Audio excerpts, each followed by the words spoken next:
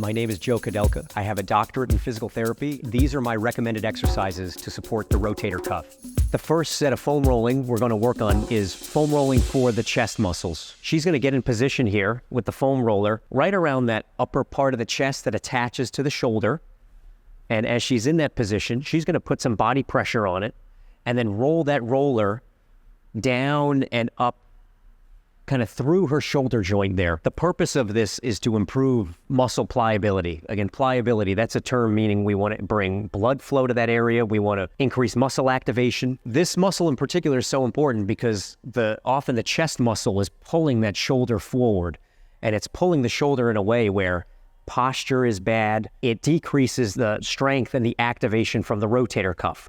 So we're working through this muscle to help open up that chest and shoulder. It's going to put the rotator cuff in a better position to activate.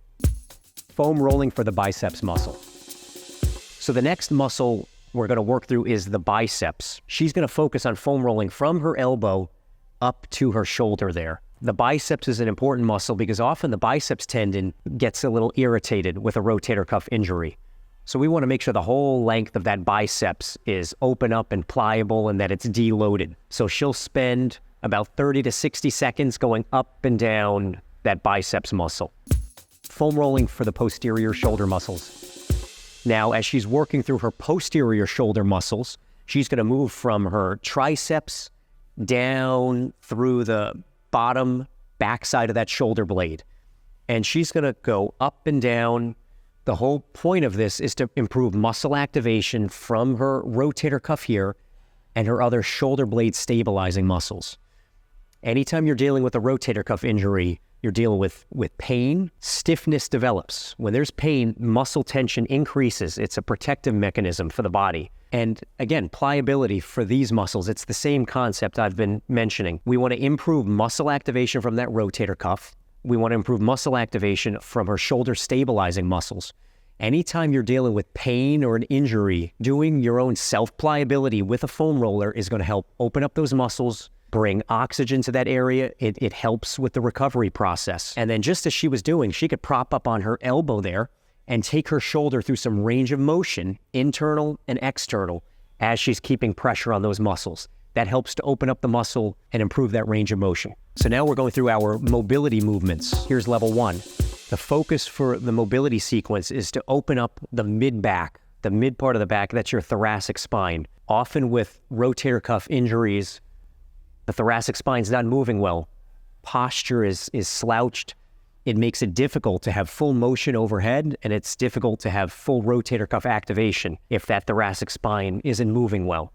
So here's a mobility drill that you'll do. We call it open books. You want to start with the knees bent up so that they're in line with the hips here. And then she's going to reach her top hand back and rotate back towards me. Let's go ahead and do that movement. Excellent. We'll go for a couple of repetitions of this.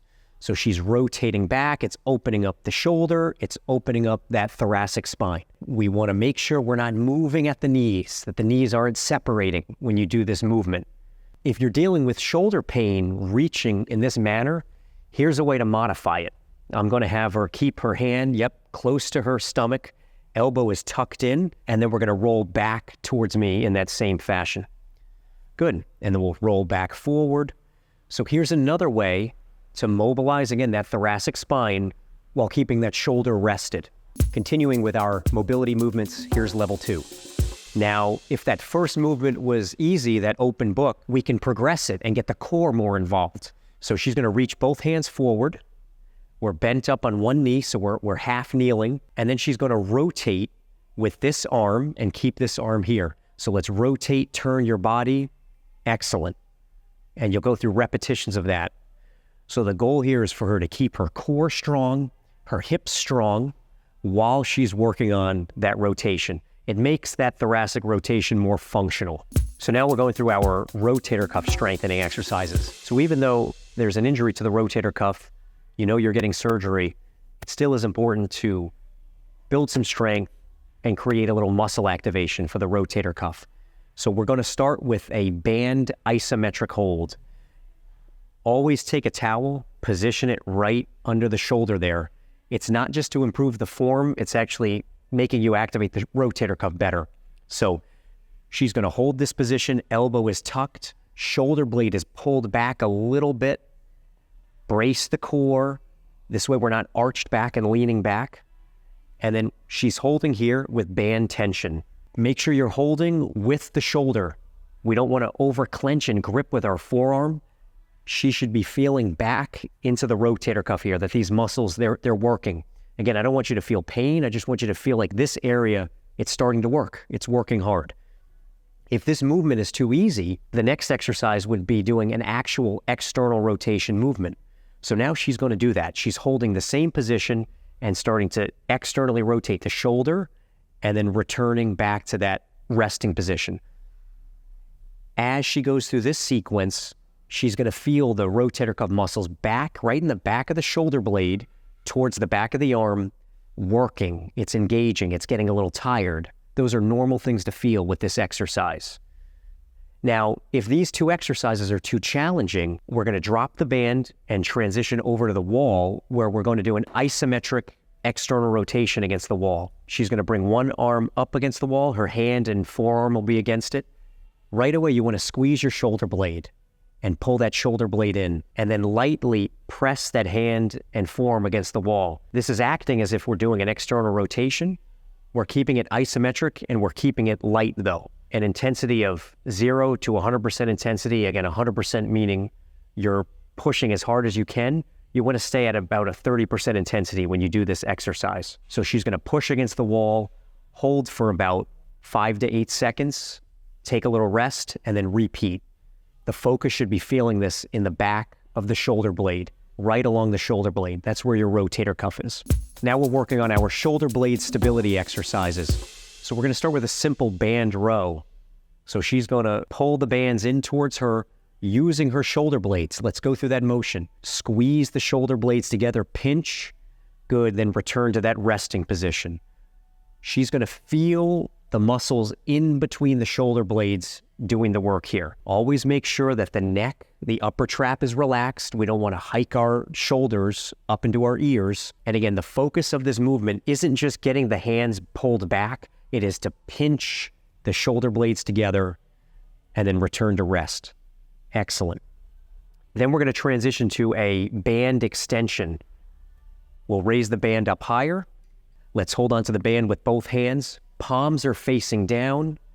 The band is going to be pulled down to your waist and then back up to that start position. Good, right about there. So we're working on band extension here. She's going to feel this more in the bottom of the shoulder blade areas, but the emphasis again is working on these muscles in the bottom of the shoulder blade. Excellent. Make sure the core is engaged. We don't want the back arched. And let's lean the chest forward just a little bit, right about there. There we go. Let's do that 2 more times. Good. Keep the upper traps relaxed. Good. Let's rest. Now, if that movement is difficult, we won't use a band at all, and we're going to work on moving the shoulder blades without the band. So she's going to pinch the shoulder blades in together. Good. She's going to hold that for a couple of seconds, feel these areas working and squeezing, and then she'll relax. Good. Keep the neck relaxed. Let's do that again. We'll pinch the shoulder blades together. Good. Then we'll relax. Let's do that a couple of more times. So if it's too difficult with resistance, we'll work on strengthening the shoulder blades and mobilizing the shoulder blades just with body weight. To learn more about restoring active living, visit Anika.com.